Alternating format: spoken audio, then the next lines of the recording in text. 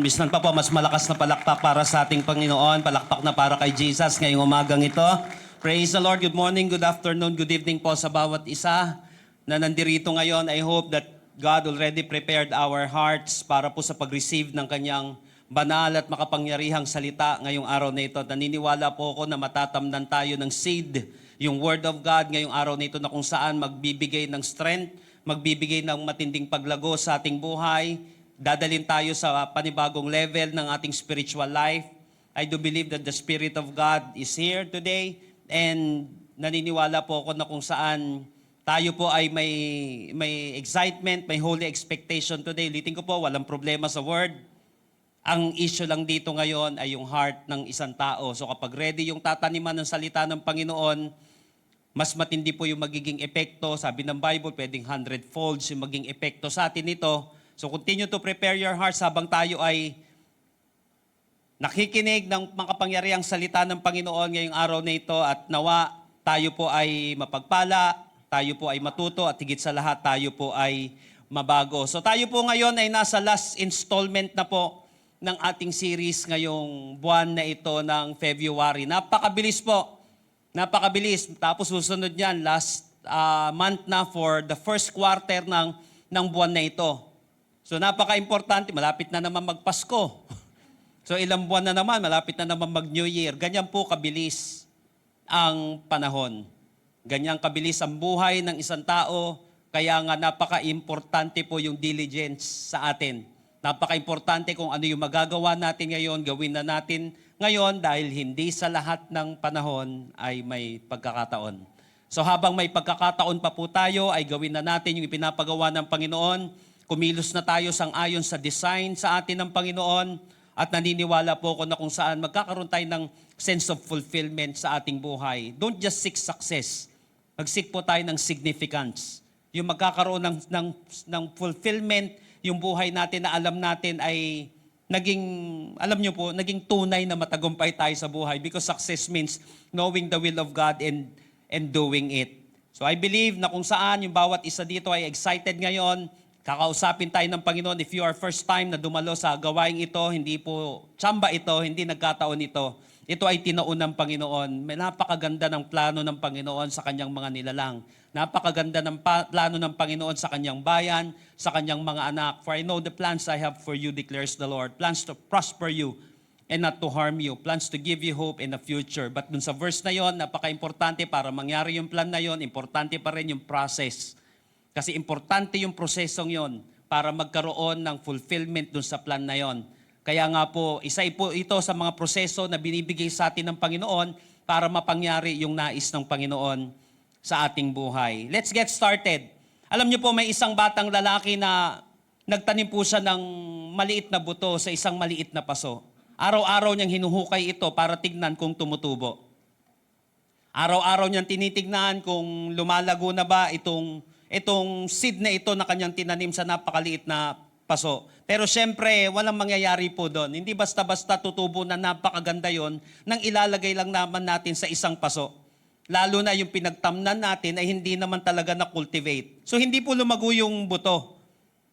Kasi hindi niya ito kinultivate yung lupa, hindi niya diniligan, at hindi niya po ito inalagaan ng maigi. Marami din po mga Christians ganon. They are like seed. They want spiritual growth. Gusto po nilang lumalim, gusto nilang magkaroon ng pagtatag, gusto nilang magkaroon ng bunga, but they neglect the very things that make growth possible. So hindi lang basta-basta na mabubuhay. There is a big difference between existing and living.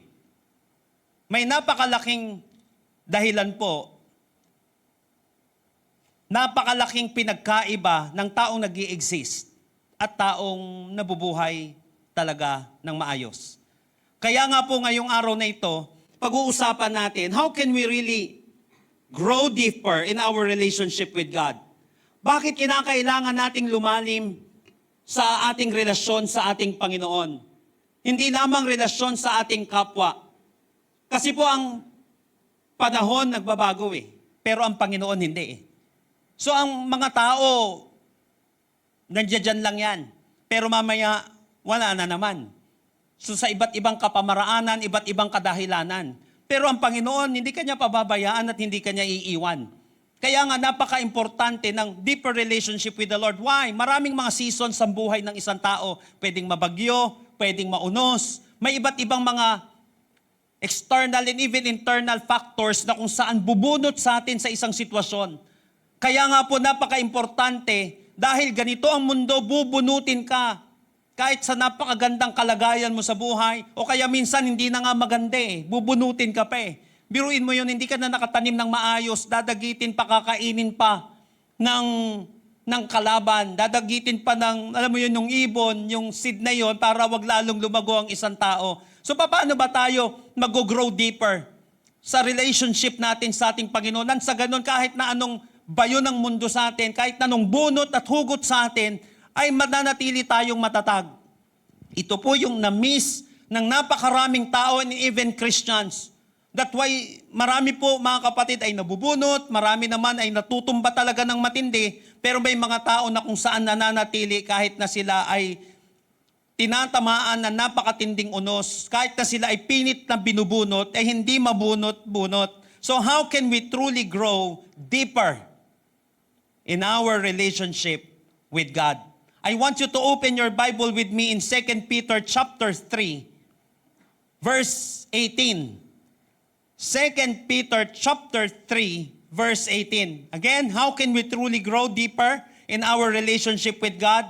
Naniniwala po ako na hindi lamang natin gusto na kung saan tayo ay lumago ng malalim sa ating Panginoon. Kasi yung taas ng lago mo, malaki ang kinalaman ng lago ng lalim mo. Kinakailangan lumago muna tayo ng malalim bago tayo lumago ng pataas. At alam po natin yan pagdating sa pundasyon. Napaka-importante yung paglalim mo, yung pagtaas ng isang tao, malaki ang kinalaman ng kanyang paglalim. Kaya lang, paano ba talaga? Lalo na pagdating sa relasyon natin sa Panginoon, paano ba lalago? The answer is found in this passage. 2 Peter chapter 3, verse 18. Sabi po ni Apostol Pedro, "But grow in the grace and knowledge of our Lord and Savior, Jesus Christ. To Him be glory, both now and forever. Amen." Sabi nga po natin, Amen. So this verse gives us the biblical path to spiritual growth. Madalas po, marami naman na tayong mababasa patungkol dito. At hindi naman po masama yung mga Christian literature na iyon. But dito po sa passage na ito, napakayaman nito, although isang verse lang siya. Pero ito yung sasagot sa napaka-importanting pangangailangan natin. Tandaan po natin, tayo ay naligtas dahil hindi dahil sa relihiyon, kundi tayo ay nagkaroon ng relasyon kay Lord. Therefore, ang salvation ay patungkol sa pagkakaroon ng tama at personal na relasyon kay Lord at hindi relihiyon. Lagi ko pong sinasabi, John 1:12, "Yet to those who receive Him, to those who believe in His name, He gave them the right to become children of God." Ang pagiging anak ay hindi relihiyon. Nung naipanganak mo yung anak mo, hindi ibig sabihin nun religion. Ang ibig sabihin nun ay relationship. So nag-uumpisa yan sa relationship, nagpapatuloy yan sa relationship. But it doesn't mean na may relasyon ang isang tao. Magkarelasyon kayo ay malago na at malalim na ang inyong relasyon. So it doesn't mean ipinanganak mo ang isang tao o kaya naman ikinasal ka sa isang tao, matik yun, lalago siya. Hindi matik ang paglago. Nakuha po natin siya. Hindi automatic ang paglago. Ang salvation, napaka-importante po. Di ba may past, present, saka future. Yung present natin ngayon, yung decision natin, the moment tatanggapin mo ang Panginoon, matik yun. Pero ang paglago, hindi siya matik. Hindi siya automatic. Kinakailangan ito ng napaka-importanting components ng paglago. So ito po yung biblical path pagdating sa spiritual growth para hindi nabubunot ang isang tao. Kung meron mang gagawin ng mundo at demonyo sa mga Kristiyano o dun sa mga taong nagsisimula, bunutin siya. Why? Para hindi ka na lumalim. Threat ka sa kingdom of darkness pag lumalim ka. Threat ka sa mundo kapag lumalim ka. Threat ka sa kaaway pag lumalim ka. Bakit? Wala siyang magagawa sa'yo. At mas marami kang magagawa kaysa sa kanya. Kaya importante yung pag-grow ng napakalalim sa ating relasyon sa ating Panginoon. So join me in our message today entitled Beyond the Surface. Beyond the surface. Hindi lamang paglago na kung saan sa surface, kundi mas malalim na paglago sa relasyon natin sa ating Panginoon. How to grow deeper in your relationship with God. Lahat po ng ready at excited na matuto, mabago at mapagpala ngayon, magsabi po ng malakas na Amen. Number 1. Verse 18, tignan po natin. But grow in the grace and knowledge of our Lord and Savior, Jesus Christ. So napaka-importante po nitong transition na ito na ginawa ni Apostle Peter dito. But grow in the grace and knowledge of our Lord and Savior Jesus Christ. So lahat po halos ng mga naunang sinabi niya, mapangyayari yon at hindi mapangyayari pag hindi mo ginawa ito. Kaya napaka-importante itong transition na ito. How to grow deeper in your relationship with God. Number 1, grow by grace. Sabi nga po natin, grace. So, madalas akala ko ba, kapag lumalago, ganito dapat ang gagawin. Yung mga pangkaraniwan na itinuturo sa atin, hindi po. Dito siya nag-uumpisa. Ang mas malalim na paglago sa ating Panginoon. But grow in the grace. Alam niyo po, yung word na grow dito sa Greek, ay yung Greek word na oxano. Ang ibig sabihin nito, to grow, to increase, to enlarge, to mature. But mature in the grace. So ito po yung ibig sabihin niya. Now, ito po maganda dito. Yung word na grace naman dito, of course, it is the Greek word charis. Itong charis na ito refers to God and God's undeserved favor. It means divine enablement. Ibig sabihin, sa Kanya nagsisimula. Undeserved favor ni Lord. Divine enablement. Ibig sabihin, yung gawa niya, hindi natin gawa. So dito nagsisimula ang mas malalim na paglago sa ating Panginoon. Ibig sabihin, ang paglago sa Christian life ay hindi lang dahil sa sariling effort. Yes, merong man's responsibility na tinatawag. So napaka-importante po ng man's responsibility, pero napaka-importante muna nitong grace na ito ng ating Panginoon. Ulitin ko po, ang paglago sa Christian life natin ay hindi lang dahil sa effort, kundi dahil sa biyaya ng Panginoon. Napaka-importante nitong biyaya na ito, nitong grace na ito, nitong divine enablement na ito, nitong God's undeserved favor na ito. So Peter is telling believers, growth is in the Christian life is not just about effort. Kailangan ng effort, but it is not just about effort. It is about depending on God's grace. Ito ay pabor ng Diyos at tulong na hindi natin kayang bayaran. Why? Because many believers try to grow spiritually through self-effort instead of God's grace. Kaya maraming mga mananampalataya, hindi sila lumalalim kay Lord. Umpisa pa lang, nagkakaroon na ng malaking pagkakamali. Pagdating sa kaalaman nila, pagdating sa paglago sa Panginoon. So you don't grow by trying harder on your own. You don't grow by depending on willpower. Ang tunay na paglago ay nangyayari kapag umaasa tayo sa Diyos araw-araw. Ulitin ko po.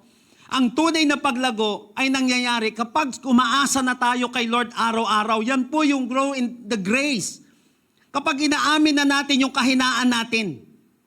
Kapag nagtitiwala na tayo sa kanyang lakas.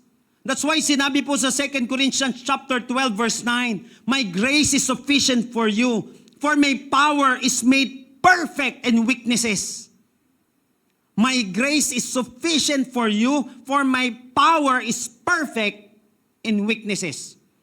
What does it mean? Inaamin mo na wala kang magagawa sa araw na ito na maganda kung wala si Lord. Papangit ang buhay mo. Kapag wala si Lord, walang magandang mangyayari. Pag inamin natin sa ating sarili na mahina tayo, at kailangan natin ng lakas na nagmumula kay Lord. At kapag dito na tayo nagtitiwala sa Panginoon, araw-araw. Kaya nga, sabi ng Bible, my grace is sufficient for you, for my power is made perfect in weaknesses. Biruin mo, yung power daw ni Lord is made perfect sa panahon na sinasabi mo na hindi mo kaya kung wala si Lord. Nakuha po natin yung pinagkaiba niya, yung self-effort agad, kaysa yung sinasabi natin, sasablay naman ako kung ako lang eh. Remember that a branch does not struggle to bear fruit. It simply remains connected to the vine. If it stay connected, fruit comes naturally. Ganun din po mga kapatid. When you stay connected to Christ, growth happens. Doon siya nagsisimula. Yung pagsasabi natin, without your grace, Lord, wala po mangyayari. Meron po akong tinapos na kanta nung nakaraan 2 months ago na yung linya niya, without you, Lord, I am nothing. You're the reason my heart keeps beating. Parang ganon. So napaka-importante po nun, without sa ating Panginoon, hindi tayo makakapamuhay na maayos. Ayan po yung ibig sabihin ng grow in the grace. So minsan, napaka-thin line lang niya. Na self-effort pa rin agad tayo. Na kung saan hindi tayo nagre-rely sa Panginoon. Paano natin nalalaman yon? Nagtatrabaho tayo ng hindi nagpipray. Na tila baga parang kaya natin ang lahat ng laban sa buhay.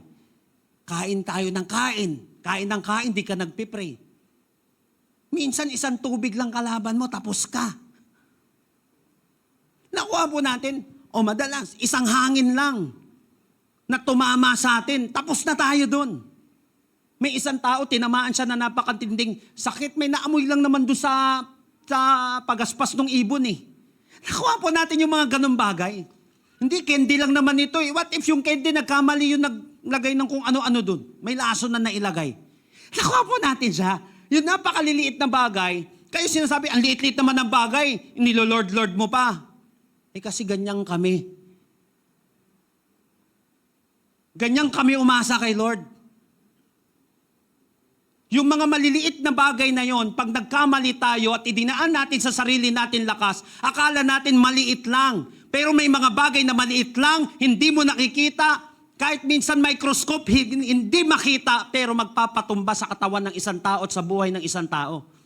At maraming bagay na akala natin maliit lang, hindi nakikita, pero yun yung wawasak sa ating buhay, wawasak sa ating pamilya, because our battle is not against flesh and blood, but against the powers of darkness. Kung hindi mo nakikita ang isang bagay, marami tayong mga battles na hindi natin nakikita at hindi natin alam na akala natin simple lang. Dapat lalo tayong umasa sa Panginoon araw-araw. Indeed, araw-araw kailangan natin ng grasya ng ating Panginoon. Amen po ba? Come on, praise the Lord.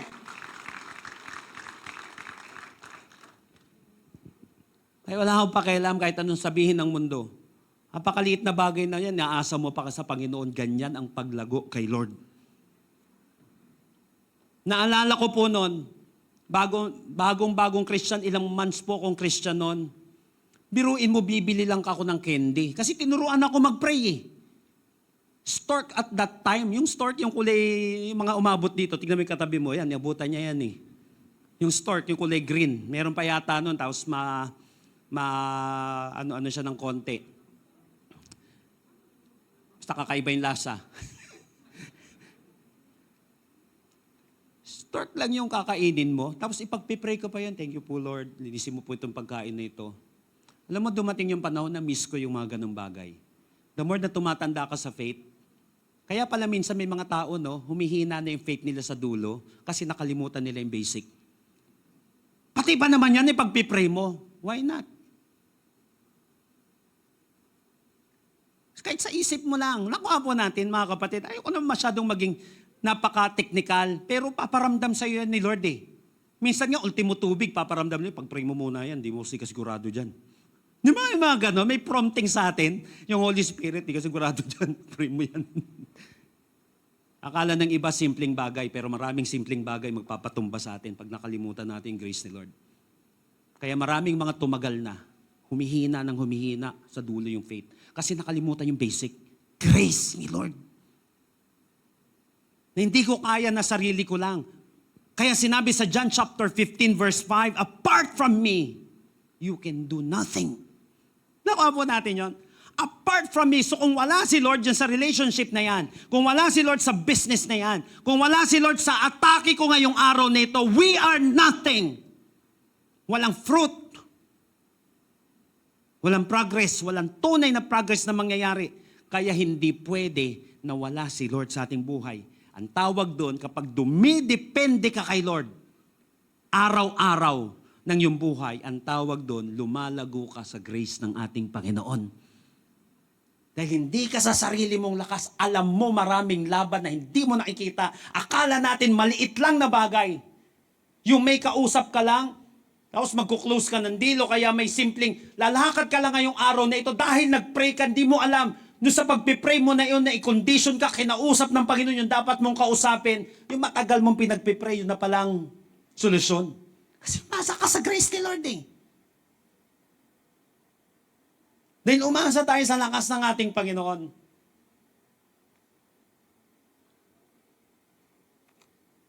Undeserved favor. Ang ibig sabihin po nun, divine enablement. So, tatanungin ko po ang bawat isa, kailangan ba natin araw-araw ng divine enablement ni Lord? Yes. Therefore, umasa tayo araw-araw kay Lord. Grow in the grace. Sabi nga po ulit natin, grace. So how to grow deeper in your relationship with God? Number 1, grow by grace. Kasi alam mo, pag lumago tayo, parang hindi ko maiwan-iwan to Alam mo, pag lumalago tayo, by God's grace, nai-apply natin sa buhay natin yon. The way we live our lives, the way we relate to people. Alam mo, lahat naman tayo, may mga pagkakamali, may mga maling bugso ng damdamin. Lahat naman tayo gano'n, nagmumulto yung luma nating pagkatao. Pero alam nyo, kapag ganito, practice natin araw-araw, alam mo, kaya lang naman ako ganito dahil sa grace ni Lord eh. Alam mo, kapag sa pakikitungo natin sa tao, nagiging ganito rin tayo, nagiging graceful din tayo, nagiging gracious din tayo. Why? Pag inalala mo, matatanggal yabang mo eh. O, teka lang, bawasan ko tong yabang na to, tanggalin ko nga tong yabang na to. Kasi anong iyayabang ko, wala nga ako. Basura nga ako dati, tapos ganito ako magsalita. Sa kanya, pakayabang ko naman o alam mo yan, ganito yung angas ko naman. So nababawasan siya unti-unti. Kasi kinakausap tayo ni Lord, Uy, kamag dyan. Nakakang dyan eh. Sa basura ka lang dati. Kaya ka nga nagkaganyan dahil lang kay Lord eh. Undeserved favor. Nandahil kay Lord. Alam mo yun, pag naalala mo yung ganung bagay, oops, teka lang, hingi ka ng tawad kay Lord. Kasi alam mo, lalo na nagkamali ka sa kapwa mo, ayusin mo rin yung pakikipagrelasyon mo sa kapwa mo. Kasi alam mo, lumago ka dahil sa grasya lang ni Lord eh. Nakuha po natin, so unti-unti, na ipapamuhay natin siya. Nakuha po natin, mas mabilis yung paglago. Mas mabilis yung paglalim kapag kay Lord tayo umaasa. Kapag sa grasya ni Lord tayo umaasa araw-araw. Pangalawa, sabi po dito, but grow, eto, tignan niyo po maigi ito, ang ganda nito. But grow in the grace and knowledge of our Lord and Savior, Jesus Christ. How to grow deeper in your relationship with God? Number 2, grow through knowledge. Sabi nga po natin, knowledge. The word knowledge is from the Greek epignosis. Ito pong epignosis na ito, ang ibig sabihin nito, listen to this, full knowledge. Ang ibig sabihin niyan, experiential knowledge. Ang ibig sabihin po nito is personal relationship knowledge. Kaya pala. Knowledge is not just information. Hindi lang pala siya simpleng information, but rather experiential knowledge. Yung natututo ka sa isang tao kasi kasama mo siya araw-araw. Yung lumalago ka sa relationship mo sa kanya kasi kausap mo siya. May encounter ka sa kanya. May experience ka sa kanya. Ganyan ang eskwelahan nila dati. Hindi lang siya napapako sa 4 na sulok ng room. Paglakad ng rabay, kinakailangan malagyan ka nung dust ng rabay. Yung dumi ng rabay, kinakailangan nagiging dumi mo rin. Kasi sumusunod ka sa kanya. So marami kang mga traits na natututunan kasi sumusunod ka sa kanya. Yung battle niya, nagiging battle mo kasi kasama mo siya eh. Pag hinabol siya ng aso, habulin kayo lahat ng aso. Tapos makikita mo paano siya lumalaban. Dun sa mga beast na pupuntahan niya sa mga gubat. Paano siya nakikipag-usap sa mga tao. Paano siya nakikibaka. Paano siya nagmamahal. Paano siya nagpapatawad. Paano kanya pinapagalitan at paano kanya niyayakap at minamahal. That's experiential knowledge. That's personal relationship knowledge. So Peter is not talking about head knowledge only. He's not talking about theology alone. Hindi lang siya information about Jesus. He's talking about knowing Jesus personally and experientially. Kasi maraming mga tao po mga kapatid, kilala nila si Lord. Sa information lang yan. Halos po karamihan, and even kahit hindi Christian na religion, kilala si Jesus. But they don't have personal relationship with God. Iba yung kilala, pero iba yung may experiential knowledge. Iba po yung may personal relationship knowledge. Kaya nga po, hindi ito basta kaalaman lang tungkol kay Jesus, kundi kilala mo siya ng personal at sa karanasan. Imagine mo yung asawa mo na sinabi, alam mo, mahal na mahal kita eh. Pero hindi kanya kinakausap. Hindi kanya pinapakinggan. Hindi siya nag-spend ng time sa'yo. That's not relationship. That is just a mere statement. Hindi siya relationship. Ang tawag dyan, religion. Wala kasing personal encounter. Pupunta ka sa church, tapos walang personal encounter kay Lord. That's mere religion. Nagpipray tayo, but walang personal na relationship kay Lord. That's mere religion. Ganyan ang religion. Kaya nga ang demonyo, pwede niyang gamitin ng religion. Of course, pwede rin gamitin ng Panginoon. Ibig sabihin niyan, religare. Ilapit sa Panginoon. Makatulong para mailapit kay Lord. Pero pwede rin gamitin ng kaaway para ilalayo tayo kay Lord. Para maging mechanical na lamang ang ating relasyon sa Kanya. Walang encounter kay Lord eh. Hindi natuto, hindi na bago, hindi niya na-experience si Lord. Kaya importante, if you really want to grow in the knowledge of Jesus, napaka-importante ng experiential knowledge. Sabi nga po natin, experience. Importante na experience natin si Lord. So, ang importante po dito, lalago ang relasyon mo kay Lord kapag, paano gagawin natin? Kapag nagbabasa ka ng Bible araw-araw. Pag may word ka. Dati, ang mahal ng Bible, alam niyo po, never ako nagkaroon ng Bible na ganito. Nung nasa Bible school ako at seminary. By the way, nung mga siguro freshman ako, hanggang 3rd year graduating, hindi rin nga eh. Kasi mahal tong ganito, yung thin line, na ganito tapos may red letter na tinatawag kasi 1,500 dito eh. So yung mga Bible namin na binibili dati ay tag 150, 100, talo-talo na yon. Kung gusto mo maganda-gandang version ng konti, bago-bago ng konti, maganda-ganda man lang yung mahawakan mo, eh kasi tagwa 1,500, 1,800, wala pang pambili at that time. Pero alam mo, sarap pa rin na mag-devotion, magbasa man lang ng word ni Lord. Dati wala namang social media na makakabasa ka ng isang verse, pagbukas mo ng ganyan, wala halos ganon. So kinakailangan magbubuklat ka ng Bible mo araw-araw para nang sa gayon ma-feed yung spirit mo sa araw na yon. Doon ka lalago. Magbasa ka ng word araw-araw. Lalo na, ang dami na nating Bible ngayon. Meron na dito sa cellphone. Ang dami ng Bible na libre ngayon. Halos puro libre na eh. Kaya lang isinusubo na ang problema minsan sa tao. Parang hindi man lahat para yung ibang kabataan ngayon. Dati no choice ka eh. kung anong ilapag sa pagkainan, no choice ka, wag kang kumain kung ayaw mo. Hindi ka pwedeng pumili ng pumili. Pero ngayon, dahil yayamanin na mga Pilipino, ang dami natin pwedeng pagpilian. Dahil sa dami ng pwede nating pagpilian, minsan nahihirapan ng kumain yung tao. Ano kakainin ko dito? Napansin mo, ang dami mong choices, ang tagal mo magdesisyon. Tumatagal ka, samantalang dati nung 3 lang damit mo, ang dali mong mamili, dali mong magdamit. Kasi 3 lang pinagpipilian mo eh. Alam mo, sa Biyernes yung pula eh. Alam mo, bukas dapat nakaputi ka eh. Yung ganon, ang bilis. Minsan, parang hindi pa nagiging blessing. Pero of course, blessing ito. Nasa tamang perspective lang siya. Siguro, naniniwala po ako napaka-importante ng discipline. So lalago tayo sa ating relasyon kay Lord kapag nagbabasa tayo ng Bible araw-araw. Kapag nananalangin tayo palagi, ulitin ko, nagsimula yung kaligtasan na yan dahil nagkaroon tayo ng relasyon sa ating Panginoon. May tamang relasyon tayo kay Lord. Ganon din naman, magpapatuloy yan, lalago yan kapag kausap natin si Lord.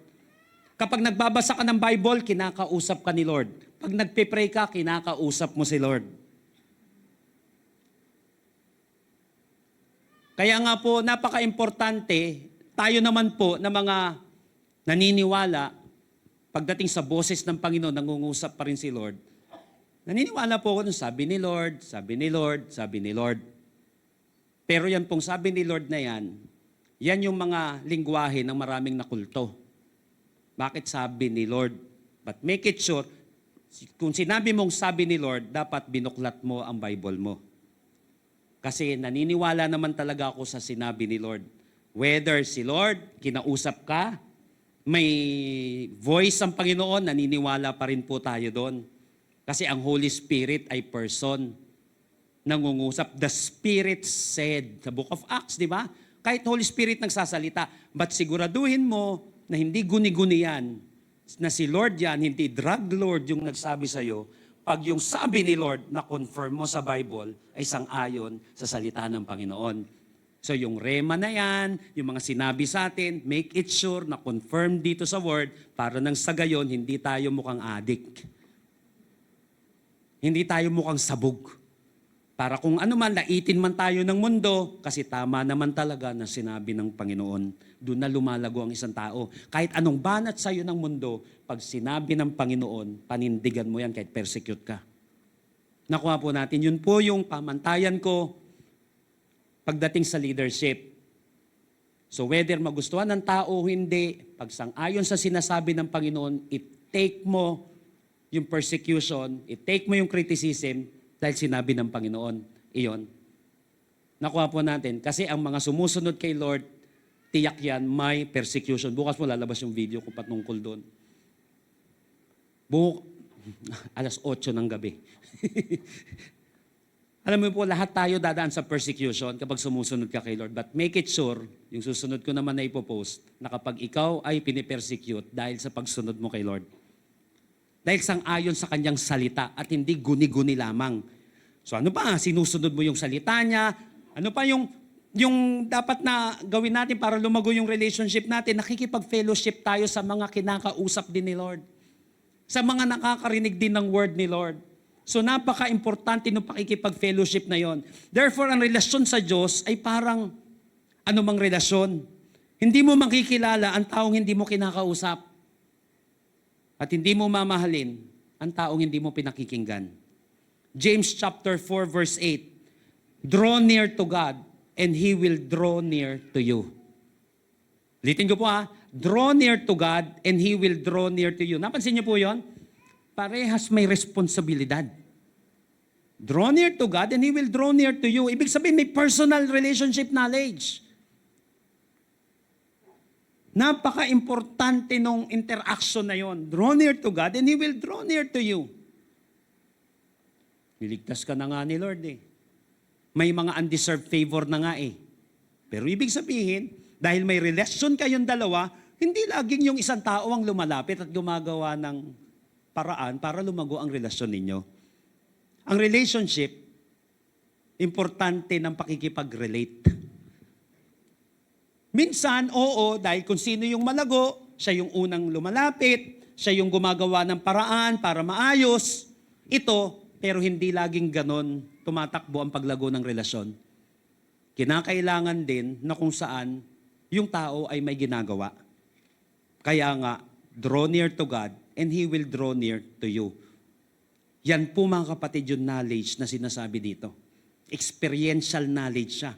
Personal relationship knowledge. Therefore, if you really want to grow deeper, para hindi tayo nabubunot, importante, kilala mo si Lord. Importante, kilala mo kung paano siya kumilos. Si Lord ba nagagalit? Yes. Si Lord ba slow to anger? Yes. Nakuha po natin. Therefore, kapag kilala mo kung paano yung atake ni Lord, kaya importante yung WWJD, what would Jesus do? Ano ang gagawin ni Lord kapag may ganitong sitwasyon? Kapag may mga nakakainis na sitwasyon? Kapag may mga kagalit-galit na sitwasyon? Sa issue ng marriage na binabato sa kanya? Kapag may humingi ng payo, kaya may pinayo siya. Ano yung sinasabi ni Lord? Kapag may issue about politics, about religion, paano inaatake ito ni Lord? What would Jesus do kapag pinipersecute? Kapag nagsasuffer, what would Jesus do? Ano ang gagawin niya? Ngayon, malalaman lang natin ito kapag may experiential knowledge tayo sa Kanya. Pag may personal relationship knowledge tayo sa Kanya, alam na natin ngayon, natural pala to. Ganito pala ginagawa ni Lord. Ganito pala yung sabi ni Lord sa ganitong sitwasyon. Nakuha po natin yon, dun ka na lumalago. Ang lalim-lalim na. Ngayon, batuhin man tayo ng mundo, ano man yung gawin natin, kung sang-ayon ito kay Lord dahil alam mong sinabi niya ito, dahil alam mong ginawa niya ito, dahil alam mong pinapasabi niya ito, pinapagawa niya ito, kahit na anong bayo sa'yo ng mundo, mananatili ka nakatindig. Why? Kasi lumalago ka ng palalim kay Lord.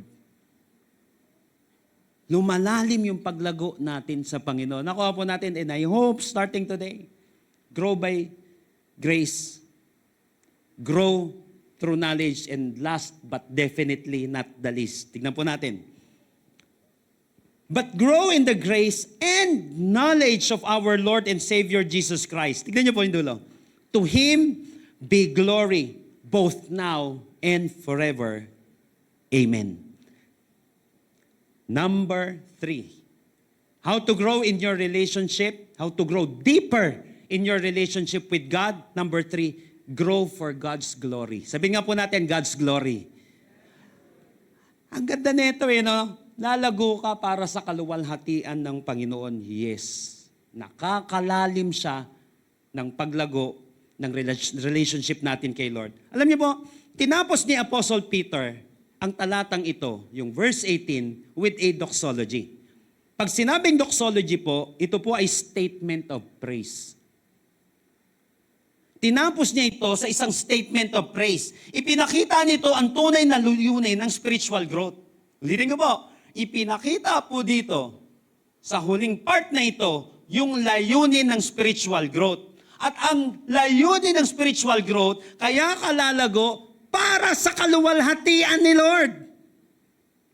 Nakuha natin, kaya gusto kong lumago, hindi para sumikat.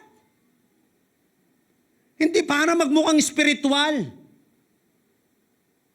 Hindi parang mukhang magaling sa iba. Kaya ako lalago, dapat tama yung motibo. Ngayon, kung maramdaman nila, parang nagpapasikat ka, parang nagmumukha kang super spiritual, parang gusto mo maging mas magaling sa iba, pag parang lang, bayaan mo sila. Dahil alam ni Lord yung tunay na layunin ng puso mo. Pero dapat make it sure, hindi mo ginagawa ito para sumikat. Para magmukhang napaka-spiritual, super spiritual kaysa sa iba na sila mga mukhang, alam mo yon, mga mukhang walang kwentang tao, mga mukhang Kristiyano yung mga yan. O kaya magmukhang parang ako yung pinakamagaling sa mundo. Hindi. Because growth is about reflecting Christ. Growth is about ipakita natin si Kristo. Growth is about honoring God. Paggalang sa Diyos. Growth is about living for God's glory. Ibig sabihin, mabigyan natin ng kaluwalhatian ang ating Panginoon. That's why in 1 Corinthians 10:31, lagi po nating tatandaan ito. So whether you eat or drink, or whatever you do, do it all for the glory of God. Whether you eat or drink. Sa mga mukhang PG dito minsan, na pag kumain, kulang na lang pati kaldero kainin. Luluwalatiin mo naman si Lord dyan. Pagkain mo. Nakuha po natin, pati pagkain mo, pati pag-inom mo. Kaya may mga bagay na pwede namang gawin, pero hindi beneficial. May mga permissible, pero may hindi beneficial. Kaya nga, make it sure, dapat alam mo yung boundary, alam mo kung saan hindi maluluwalhati si Lord, at alam mo kung saan maluluwalhati ang Panginoon. Because whether you eat or drink, or whatever you do it all for the glory of God. Hindi masamang magkwentuhan, yung masayang-masaya kayo, pero yung nakaka-distract na kayo dun sa katabi ninyo, na nagpipray pala, may matinding pinag-uusapan, tira lang ng tira, luluwalhati pa kaya si Lord doon. Sa sobrang kasiyahan mo, na-distract na yung katabi mo, doon sa kinakainan ninyo. Nakuha natin, hindi masamang maging masaya. But make it sure, may restriction pa rin. Tinitignan mo pa rin yung katabi mo. Whether you eat or drink or whatever you do it all for the glory of God. Hindi siya sa pagiging self-righteous But it is about righteousness. Ito yung sinasabi ng Panginoon, ano man ang ginagawa natin, gawin natin para sa kaluwalhatian ng ating Panginoon. Ang nangyayari, napapalis tayo. Nagiging different tayo kaysa sa pangkaraniwan. Nakikita nila, kakaiba tong mga to. Lalo sa Pilipinas, subukan mong kumain dito. Tapos ligpit mo yung pinagkainan mo. Sa ibang bansa, sanay ka na. Kaya minsan maganda, nangingibang bansa din tayo Parang hindi tayo mukhang laging entitled. Yung kapag ikaw yung nagligpit ng pinagkainan mo, parang laging kinakatulong ka o kaya nilalait ka. Nakuha po natin. Mga kasama namin sa bahay, parang aligaga sila pag naguhugas ako Wala ko, papalayasin na yata na ito. Kasi naguhugas na. Ibigay siya. Hindi, sanay lang talaga ako Naalala ko po noon, 2 na lang kaming naiwan nung uncle ko po na na-promote sa PNP dati. Kapo-promote niya noon na isa sa head ng Manila Police District.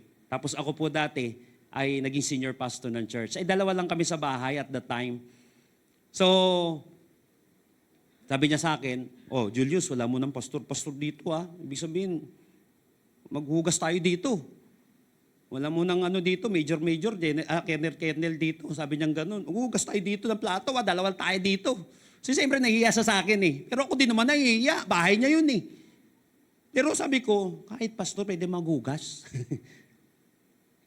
Nakuha po natin yun. Minsan, kita, maglilinis. Siyempre, sa ibang bagay, matatakot sila na baka, yun na pong gawin yan. Okay yun.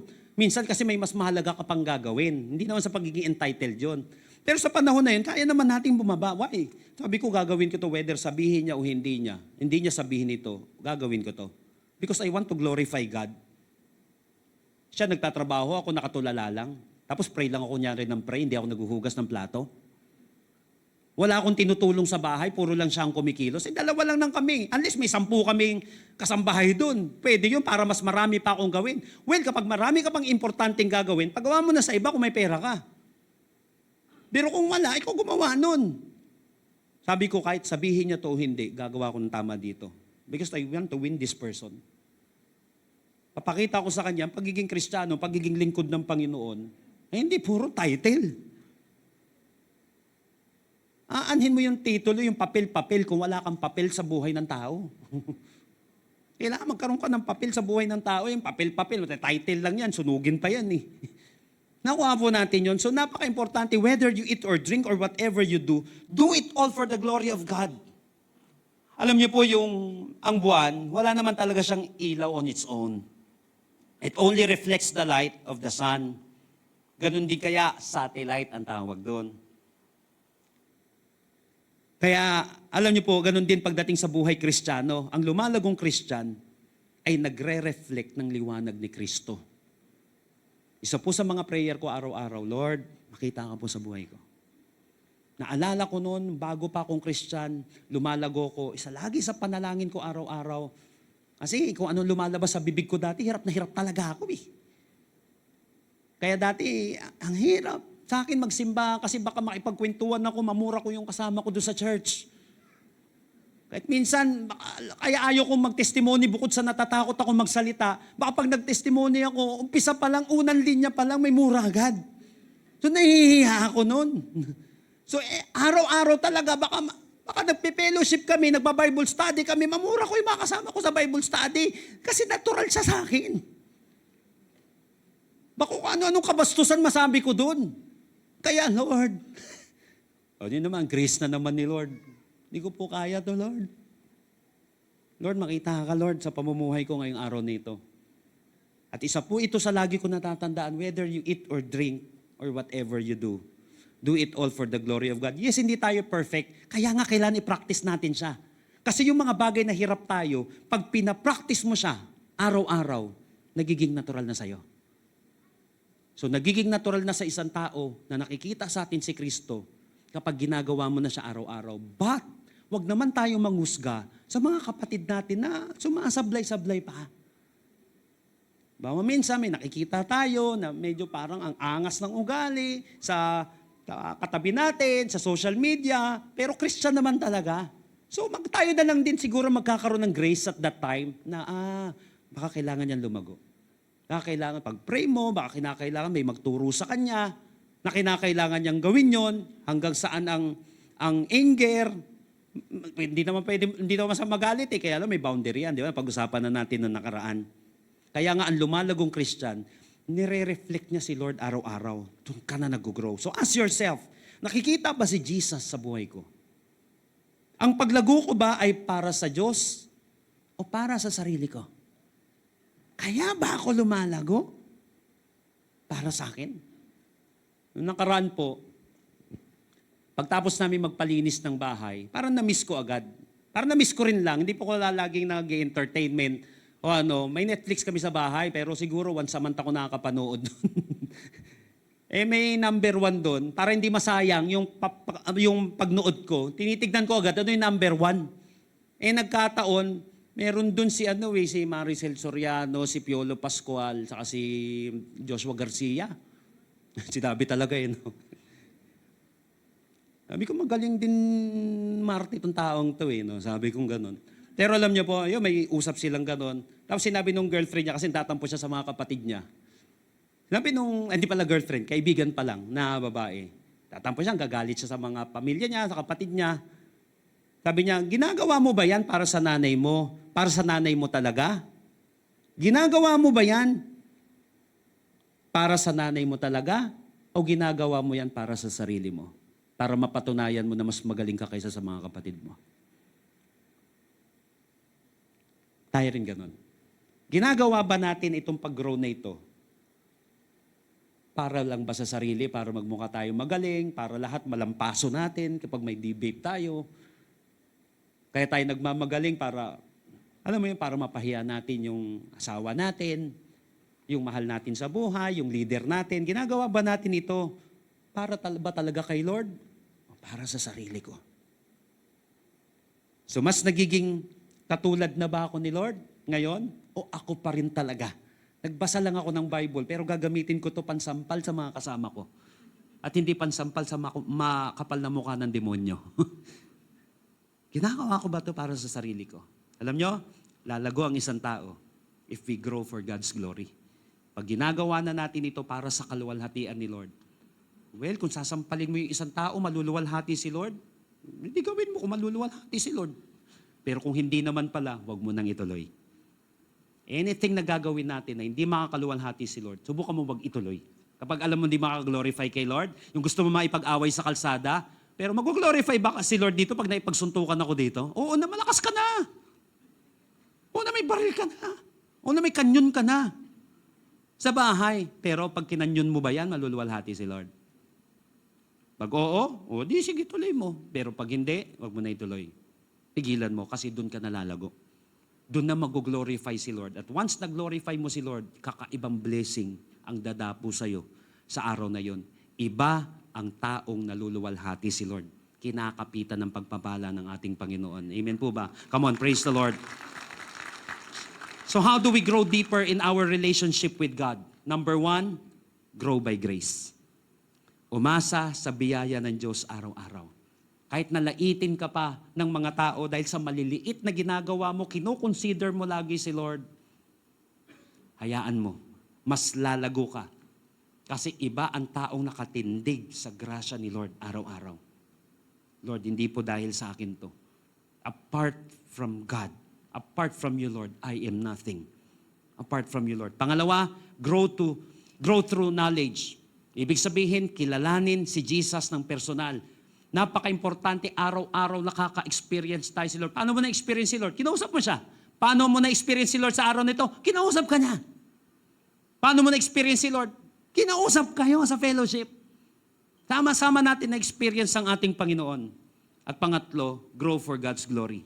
Mabuhay para sa Kanyang kaluwalhatian. Alam niyo po, a tree does not grow overnight. It grows slowly. Unti-unti itong lumalago sa sikat ng araw, sa tubig, sa pagtibay ng ugat niya. Pero darating ang panahon, ang punong yon magiging matibay at mamunga. Ganon din sa spiritual life natin. Hindi siya isang beses lang. Daily commitment siya. Daily commitment, daily practice, daily na pagpapatuloy ng tamang ginagawa, daily na pag-stop ng maling ginagawa, daily na papuri sa Panginoon at daily na paghingi ng tawad sa Panginoon. Doon ka na nagiging rooted in Christ. At doon na tayo lalago. Ibig sabihin, manatili ka kay Jesus, siguradong lalago ka. Iba kapag kay Lord tayo lumago. So starting today, naniniwala ko maraming bubunot sa atin. Maraming sitwasyon na tatangayin tayo. But kapag ikaw ay nakatanim at rooted, nag-uugat, malalim ang ugat mo, malalim ang paglago mo sa Panginoon, gawin na nila ang gusto nilang gawin. Pero si Lord, kapag may ginagawa sa iyo, hindi nila magagawa ang plano nila. Why? If God is with you, no one and nothing can be against you. Magpapatuloy ka sa ating Panginoon, ano man ang mangyari, hindi ka mawawasak at ikaw ay patuloy pa nanalago. Amen po ba? Come on, malakas na papuri sa ating Panginoon. Praise the Lord. Tayo po lahat ay tumayo sa presence ng ating Panginoon ngayong araw na ito. Ikaw na kasi Lord, ngayong araw na ito. I want to challenge you today. Lumalago ba ang relasyon mo sa Diyos? O nabubuhay ka lang spiritually? Yung naging Christian lang, pero walang growth. So anong gagawin natin? Let me challenge you. Magdesisyon ka ngayong araw na to. Anong desisyon ang gagawin mo? Depend on His grace. Dumepende tayo sa grace ng Panginoon. Lord, kung wala ka rin lang, dito sa araw na ito, wala po ako, Lord eh. Kung di mo ako sasamahan ngayong araw na ito, wala rin naman mangyayari sa buhay ko, Lord eh. Yun yung pagdepende sa grace ni Lord. Lord, wala ka rin lang sa love life na to, wala ka sa trabahong ito, wala ang lahat. Kapera man ako, karoon man ako maraming kaibigan, kung wala ka rin lang sa buhay ko, hindi sila magiging pagpapala sa akin o hindi ako magiging pagpapala sa kanila. You really need God's grace. Araw-araw. Grow through knowledge. Spend time in His Word. Importante yung spending. Experiential knowledge. Kinausap ka ni Lord. Tinatch ka ng Panginoon. Kinausap mo siya ng personal. Doon tayo lalago. Kahit nasa kalagitnaan ng pagsubok, tinitignan mo pa rin si Lord. Di ba? Sabi ko nga po, always see the hand of God behind every event. Pag gano'n na tayo, teka lang, hindi lang basta kaaway makikita mo, hindi lang basta trouble ang makikita natin. Teka lang, anong tinuturo ni Lord? Dito sa sitwasyon na ito. Tinuturuan ba ako ng humility ni Lord dito? Tinuturuan ba ako ng diligence ni Lord dito? Tinuturuan ba ako maging wise ni Lord lalo dito? Asan yung kamay ni Lord? Dito sa bankruptcy na ito. Asan yung kamay ni Lord dito sa poverty na ito na nangyari sa akin? Asan yung kamay ng Panginoon dito sa nangyari sa aking buhay? Always see the hand of God behind every event. At doon na-experience mo si Lord. Lord, salamat po, tinuturuan mo ako. Lord, salamat dahil sa kabila ng lahat, hindi mo ako pinabayaan pa rin. Sa kabila ng pagkakamali ko, nandyan pa rin yung grasya mo. Pambihira. Ano class? Napansin mo, ano na lang yung lalim na mangyayari sa atin doon? Sino pa makakabunot sa'yo ngayon? and grow for God's glory. Live for His glory. Do you want to know and experience Jesus personally today? Sino po sa inyo dito recently, parang binubunot ka ng sitwasyon? Mayaw ka na, gawa ka na di tama, parang niyayanig ka hanggang sa mabunot ka na. Huwag kang papayag. Maybe this is God's word for you today na sinasabi niya sa'yo, grow. Na para bang personal na sinasabi sa'yo ngayon ni Lord, but grow in the grace and knowledge of our Lord and Savior Jesus Christ. To Him be glory, both now and forever. I want you to close your eyes right now. Sa'yo na kung saan, feeling mo, ramdam mo, binubunot ka. Tinatanggal ka sa sitwasyon mo ngayon para hindi ka na patuloy na lumago at wala na mangyari sa buhay mo. Alam mo, kaya mo napakinggan ito, mahal na mahal ka ni Jesus. Instead na mabunot ka, ang akala nila, kapag ginawa nila sa'yo yan, pag nangyari sa'yo yan, akala nila mabubunot ka. Ang hindi nila alam dahil narinig mo yung word ni Lord ngayon at magre-respond ka sa word ni Lord, lalo mo pang ikakalago yan. Dahil lalo kang kakapit sa Panginoon. Lalo kang magpapakumbaba kay Lord. And you really want to glorify God sa mga nangyaring ito sa buhay mo. Nag-uumpisa ang lahat sa grasya ni Lord. Sino sa inyo handa kang tanggapin yung grasyang yon? Ang regalo, hindi ikaw gumawa. Ang regalo, si Lord ang gumawa. Pero ang regalo, tinatanggap. Do you want to receive that grace right now? That undeserved favor right now? Binigyan ka ni Lord ng kalayaan na magdesisyon. Tanggapin mo ang grasyang yun ng Panginoon. Do you really want to experience God today? Yung personal na experience kay Lord ngayong araw na ito. Do you really want to experience the forgiveness of God today? Yung personal? O paano ka ngayon mag-grow in God's grace? Alam mo makasalanan ka, pero alam mo kaya kang patawarin ni Lord. Mas matindi yung dugo ni Lord na nabubo sa krus ng Kalbaryo kaysa sa pagkakamali mo. Pag pinaniwalaan mo yon na mas malakas si Lord kaysa sa sarili mong pagkakamali, dyan na nag-uumpisa na nawawala ang kasinungalingan ng kalaban. Hindi ka na niya maibaon sa iyong nakalipas. Kasi alam mo, sapat ang grasya ni Lord para makabangon ka. Do you want to experience that grace right now? Maybe this is your first time na dumalo sa gawain ito ngayon. Na-invite ka, or maybe this is the first time na naintindihan mo ng tama ang mensaheng ito. Ngayong araw na ito, is the day of salvation. If you want to receive this grace right now, if you want God to save you right now, bibilang ako ng 3 kapatid kapag naiintindihan mo itong mensaheng ito and you really want to experience the grace of God. You really want to experience Jesus in a personal way today. Hindi relihiyon. At sinasabi mo, Lord, I want a true relationship with you, Lord. Makaranas, Lord, yung tunay na tatay sa langit, Panginoon, na nagdidisiplina, pero matinding yumakap, matinding magpatawad, matinding magmahal. Yun yung ikaw na tatay, Lord. Handa pa rin akong isalba sa kabila ng pagkakamali ko kung ako'y magpapakumbaba. Do you want to experience that love right now? Kung gusto mo ito, kapatid, gusto mong magdesisyon, or maybe you want to decide right now, bibilang ako ng 3, tataas mo yung kamay mo, mananalangin tayo, but make it a personal prayer. And I believe that after this, your life will never be the same again. Lift up your hands. 1, 2, 3. Habang nakataas niyang kamay na yan, sinabi ni Jesus, sino mang lumapit sa Kanya, sa Diyos, hindi niya kailanman itatakwil. Tell it to Jesus right now, Lord Jesus, Lord Jesus, come into my life. come into my life. I surrender my heart to you. Surrender my heart to you. I admit that I'm a sinner, I admit that I am a sinner, but I believe that you are my Savior. that Starting today, Starting today. be the Lord of my life. Lord of my life. Cleanse me, Cleanse me. restore me, Restore me. save me. Save me. In Jesus' name, Jesus. Amen.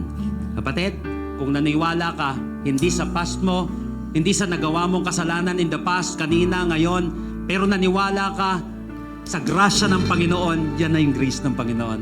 Hindi mo deserving, pero binigay sa'yo ni Lord. Mahal ka ni Jesus, kapatid. Kasi mahihirapan ka magsimula kung sa sarili mo lang. Kaya siya na ang nagsimula. A-accept mo na lang yung gift na yon. First time mong ginawa yan, congratulations. Simula ka dyan sa grace na yan ng Panginoon. And for all of us right now na may mga battles sa buhay, may mga pinagdadaanan ka na tila baga parang mabubunot ka na ngayon. Kapatid, starting today, experience God. Sa sitwasyon na yan na pinagdadaanan mo, tignan mo yung kamay ni Lord. Tignan mo yung pagtuturo ng Panginoon, yung disiplina ng Panginoon. Tignan mo, kapatid, yung kilos ng Panginoon. Di porket nahihirapan ka, hindi ka na niya mahal. Baka may tinuturo sa iyo, baka tinutulungan ka pala ni Lord para lalo kang umakyat. Baka ni-spare ka ni Lord sa maling tao. At baka dinadala ka ng Panginoon sa mga tamang tao ngayon. Ask God right now na makita mo yung kilos ng Panginoon. Father in heaven, I pray that you open the spiritual eyes. Makita nila yung kamay mong kumikilos sa bawat sitwasyon. At mas lalo silang nai-in-love sa iyo, Panginoon, dahil nararamdaman kanila. Nakikita kanila, mas lumalalim yung kanilang relasyon sa iyo, Panginoon. Starting today, Panginoon, winawasan ko po, Panginoon, yung spirit of complacency. Nakapilit na ibinabaon na kami sa lumang pagkatao namin. Right now, break free. In the name of Jesus. Lord, lalago para sa iyo. Sabihin na nila yung sasabihin nila, basta Lord, glorify ka namin. Basta Lord, araw-araw experience ka namin, Lord. Hindi kinakailangan lagi nagugulong-gulong. Sumusuka-suka. Pero importante, Lord, araw-araw, Lord, whether umiyak o hindi, whether lumuhod o hindi, Lord, maramdaman ka namin. Makita namin yung pagpapatawad mo. Makita namin, Lord, yung kamay mo na humahawak sa amin sa sitwasyon na ito. We really want to experience you, God, in our lives. We want to know you more, Lord. We want to experience your grace, God. Ikaw sa kasi, Lord, ngayong oras na ito, kapatid. Ikaw sa kasi, Lord. Ask God. Ano yung mga battles mo ngayon? Ask God.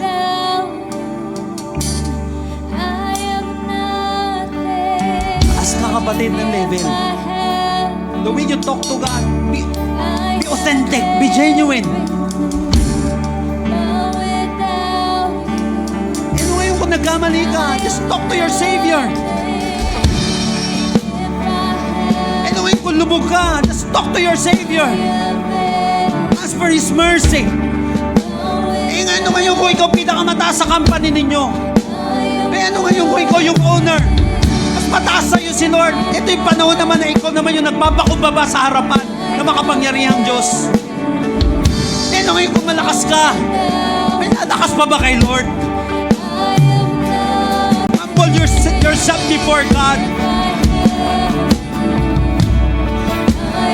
Humble yourself before the Lord. And the Bible said He will lift you up. Habang nagpapakumbaba ka,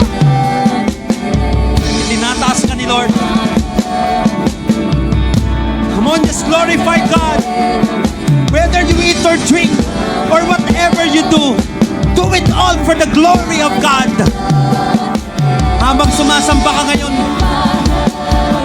bumabagsak, dumadaloy ang kagalingan. Habang sumasamba ka, pinapagaling ka ni Lord. Habang lumalapit ka, nagpapakumbaba ka, itinataas ka ni Lord. Pinapalakas ka ni Lord. May binibigyan si Lord ng vision ngayong araw na ito. May itinataas si Lord na panibagong level ng pananampalataya ngayong araw na ito.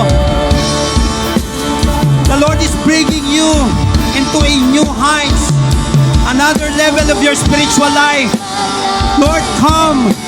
We want to experience you today. Let your healing flow in this place.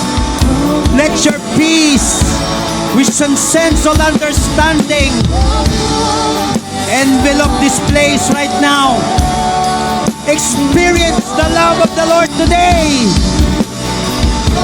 Experience His grace right now. In the name of Jesus. Lapit kay Jesus. Ikaw sa kasi Lord ngayong araw na ito. Pakumbaba sa harapan ng ating Panginoon. Hingi ng habag niya. Ask God today. Parang anak na humihingi sa kanyang tatay. Nagpapakumbaba. Humihingi ng kanyang awa. Umaamin ng pagkakamali. At humihingi ng kanyang habag. The Spirit of God is moving in this place right now. He is healing someone. He is restoring someone today. The blessing of the Lord is flowing in this place. Oh God. Oh Lord.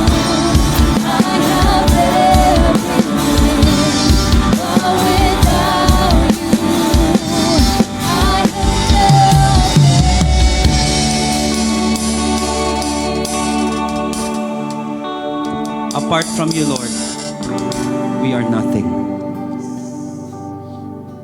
Salamat, Lord, tinanggal mo yung masyadong bilib namin sa aming sarili.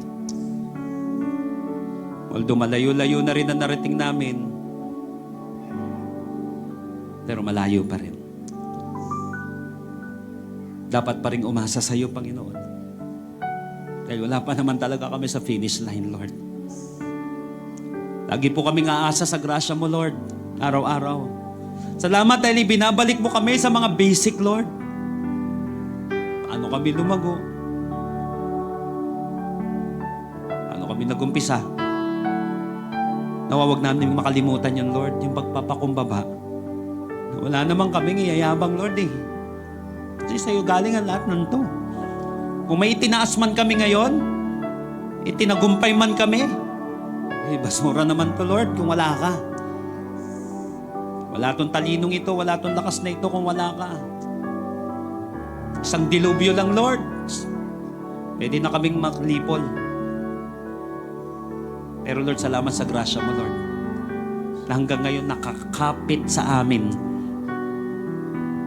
At doon kami nakatayo, Lord, sa grasyang yun. Salamat po. Salamat dahil iniligtas mo, Panginoon, yung mga anak mo ngayong araw na ito na nagpakumbaba sa iyo. Salamat sa bagong buhay na ibinigay nyo.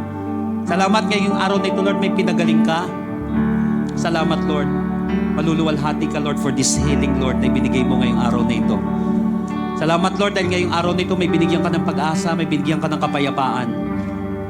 May binigyan ka, Panginoon, na mas matatag na puso at magaling na isipan. Salamat po. Lahat po ng ito, Lord, galing sa iyo. Salamat po. Kaya ngayong araw pa lang na ito, Lord, maluwalhati ka sa lahat ng ito. Sa lahat ng aming gagawin, Lord, patuloy kaming aasa sa grasya mo. And may we experience you, Lord, for the rest of this week. Sa lahat ng ginagawa namin, and may we glorify you, Lord, sa anumang gagawin namin. Salamat po sa paglago. Salamat sa panibagong level. Salamat, Lord, sa panibagong level ng spiritual life na iniangat mo, Panginoon, ngayong araw na ito. Indeed, Lord, apart from you, we can do nothing.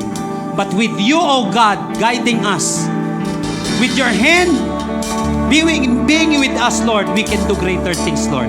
All for your greater glory alone. Salamat po sa iyo pong pinakamataas na papuri at pagsamba sa pangalan ni Jesus. At may magsabi ng malakas na, Amen and Amen. Palakpakan natin ang ating Panginoon. Palakpak ng pinagpala ng ating Panginoon ngayong araw na ito. Come on, give God the best clap offering that He deserves today. Praise the Lord.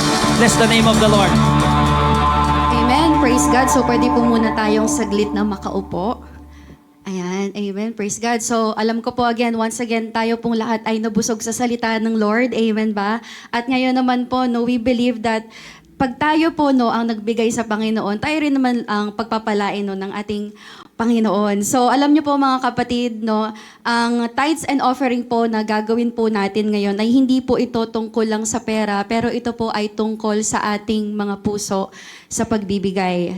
Kapag po nagbibigay po tayo, once again, hindi po tayo nagbabawas ng meron tayo. Pero ipinapakita po natin kung kanino po tayo nagtitiwala. At alam niyo po ba mga kapatid, kapag tayo po ay nagbibigay ng 10% of what we own to God, hindi lang po ito napupunta sa sobre or dyan po sa binibigay kung saan natin hinuhulog. Meron po tayo dyan sa tabi po ninyo, meron po mga sobre dyan at you can put there if it's for tithes, offering, love gift in name of pastor, and of course, ayun po, no, kung saan po leading ng Panginoon, ng Holy Spirit sa atin, no, na magbigay. And of course, maging tapat po tayo sa ating tithes. Every time that God has given us something, we give it to God. At alam nyo po, once again, hindi po sa sobre lang yan. Ito po ay nagiging ilaw po ng ating simbahan. We have our Amazing Hope Main Church.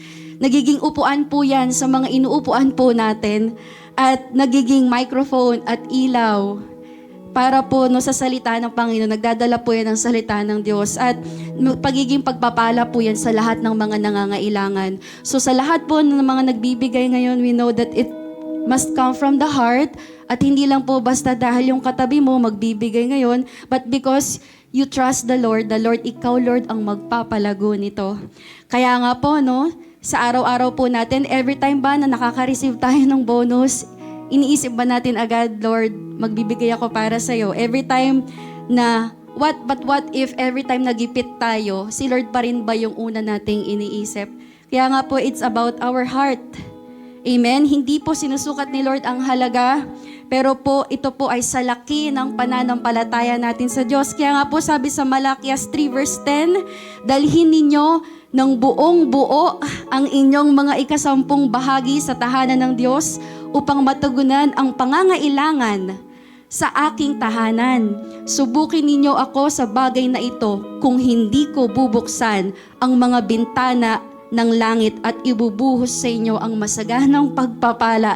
Si Lord na po ang nagsabi niyan sa atin. Kaya nga po sa pagbibigay mga kapatid, amin na anyuyahan ko po ang bawat isa na sandali po nating i-close na ang ating mga mata at we will pray as we give to God right now. Lord, hallelujah, Lord, we praise you. We worship you, Lord. Lord, maraming salamat po sa lahat ng pagpapala, Lord, that even though we don't deserve, Lord, patuloy mong binibigay sa amin. Lord, maraming salamat because right now, Lord, di lang po kami, Lord, nabusog ng salita mo, but we believe, Lord, that every seed that we will plant right now, Lord, pagtutubuin mo ito, Lord, magbubunga po ito, Panginoon, at your right and perfect time. Lord, mas alam mo yung need namin kesa sa need namin, Father God, and we trust everything to you, Father God. Lord, we claim all these things. We claim more testimonies, Lord, sa mga coming weeks and even days, Lord. Alam ko, Lord, meron kang gagawing testimony sa mga kapatid po namin ito. Maraming salamat, Lord, and we will give cheerfully to you, Lord, because you deserve the best and nothing but the best, Lord. Lord, we love you, Holy Spirit. We love you, Jesus. Thank you, Father God.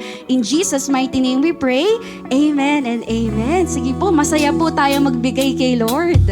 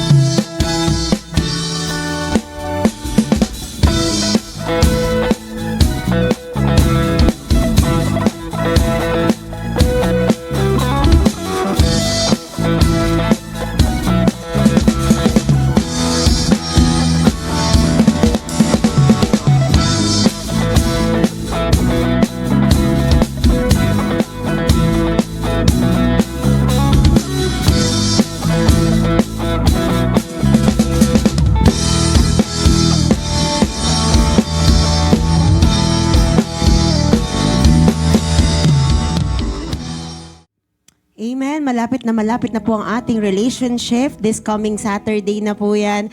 And we just want to let you know na I think first time natin itong babanggitin, no? Ubus na po. Sold out na po ang ating on-site ticket. Pwede ba nating palakpakan ng Panginoon? Ayan. Naku, Pastor, hindi kami nakakuha. Don't you worry because we got you. Yan. Meron po tayong live viewing po, okay, ng online po natin. At yun po ay available pa po sa lahat. So, we pray at i-encourage po namin kayo, huwag mong i-miss yung mga matututunan mo dito sa kahit anong klase ng relationship. Sabi ko nga, this is not just, alam mo yun, usapang mag-asawa, mag-jowa, ganyan. No, hindi po. Matututo talaga tayo. And I pray to God na ito din ay maging channel ni Lord ng healing, reconciliation, restoration sa ating po mga relationships na ayaw niyang mag-break. No? Bahala si Lord na kumilos po sa atin. So, available pa po ang mga tickets online para po sa ating online live viewing po na mangyayari po via Zoom po siya. Kaya po, at also, wala po tayong delayed telecast. Hindi, joke lang. Delayed viewing. Ibig sabihin, hindi po nyo ito mapapanood sa ibang araw. On the day po, kung paano siya napapanood at nakikita ng mga tao on-site, mapapanood nyo rin po at ma-experience nyo rin po ang Panginoon via Zoom po. Kaya kung malayo ka, meron kang ganap sa 28, pero free ka nung time na yon at hindi na lang free. Bibigyan mo talaga ng time, yung time na yon. Okay, bibigyan lang naman natin si Lord ng what? 4 hours kasi mag-start po siya ng 2 p.m. Bigay mo na to sa sarili mo at para sa katabi mo at para sa mga ka-relationship mo. Kaya sabi mo sa katabi mo, register ka na.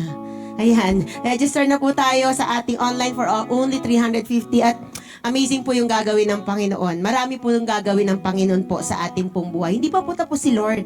By the way, I just want also to glorify God kasi kahapon po sa ating Women's Network po sa ating pong campus po sa Maine, nagkaroon po tayo ng first ever na life retreat for this year. At I think almost nasa 30 na mga kababaihan ang, alam mo yon, binago ng Panginoon. Pwede ba natin palakpakan ng Panginoon doon?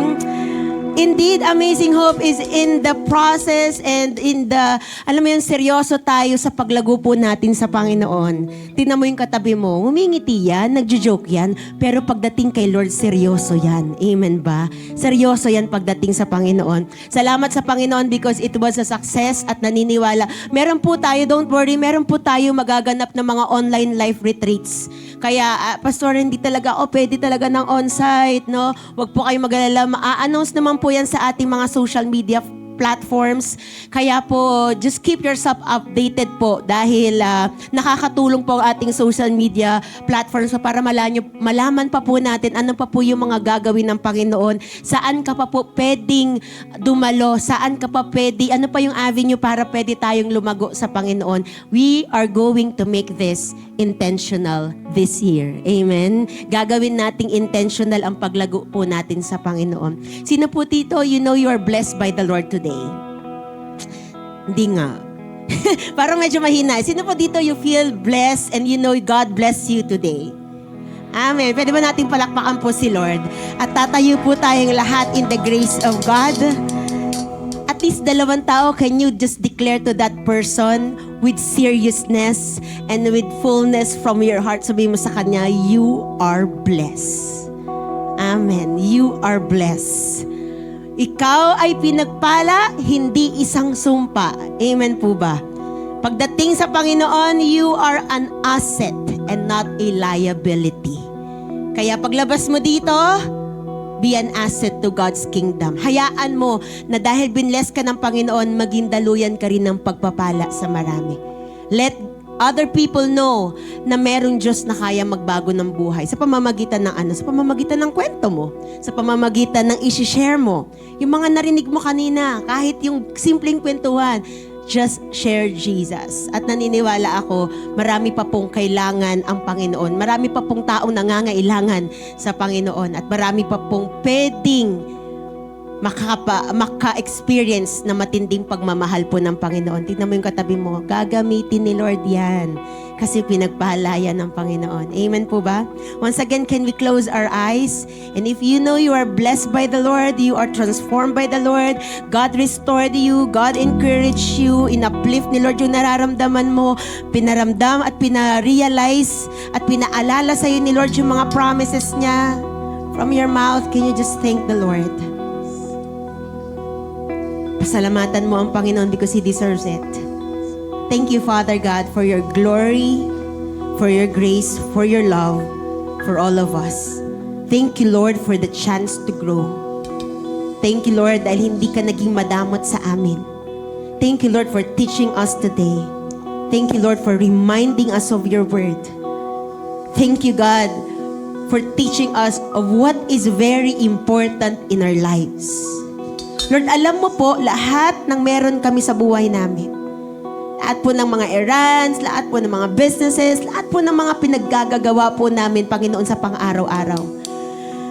At hindi po namin madidinay yung katotohanan, Lord, na minsan ito ay nagpapabigat, ito minsan ay nagbibigay ng problema, minsan, Panginoon, dito umiikot ang aming isipan. But God, today you captured our thoughts and our hearts and everything in us.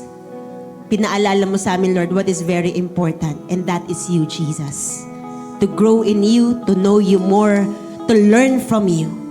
Kaya, Lord, this week, we are going to apply what we just learned. Hayaan mo po, Holy Spirit, anoint us.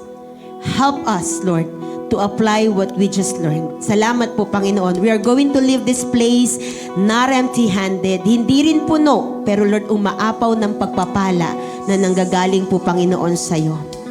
Dahil alam ko po, Panginoon, you're gonna use your people to become a blessing to others as well. If you may, you can raise your hands once again and receive this blessing from the book of Numbers. And when you say, I receive, believe that it is going to happen into your life. Amazing people of God, may the Lord bless you and take care of you. I receive. May the Lord be kind and gracious to you. I And receive. may the Lord look on you with favor and give you peace. I receive. Father, we receive all these things in the mighty name of Jesus. And everybody will say aloud. Amen. God bless you, everyone, and see you for next Sunday. Your love is beautiful. Your love is beautiful.